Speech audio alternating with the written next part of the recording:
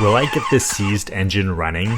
This is the seized small block Chevy that came out of my 1956 Chevy called Half Baked. Previously, I pulled the engine, disassembled it, and with the help of my neighbor, we were able to get it to rotate freely. The cylinder walls had some serious rust buildup, preventing the pistons from moving. So to clean up any remaining debris and recondition the cylinder walls, we used the cylinder hone with some oil. New head gaskets at the parts store were $40 each, and I just want to see if this engine will start for as cheap as possible. So I'm reusing the ones that came on the engine.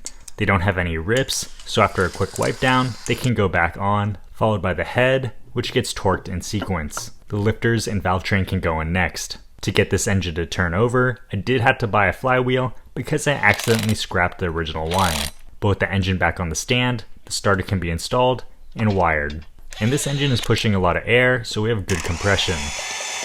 I did also scrap the spark plugs that came in this engine, so I did have to steal the ones out of my old 455 engine, along with the plug wires.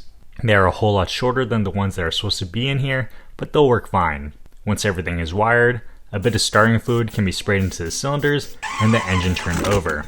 And we did get it to bark off for a sec.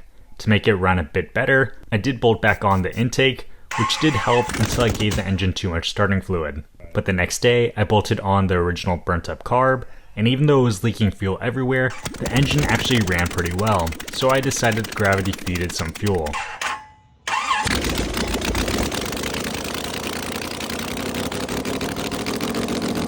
But now that I know this engine will run, what do you think I should do? Clean it up and install new gaskets, or disassemble it again and take it to the machine shop? And what should I put this engine in?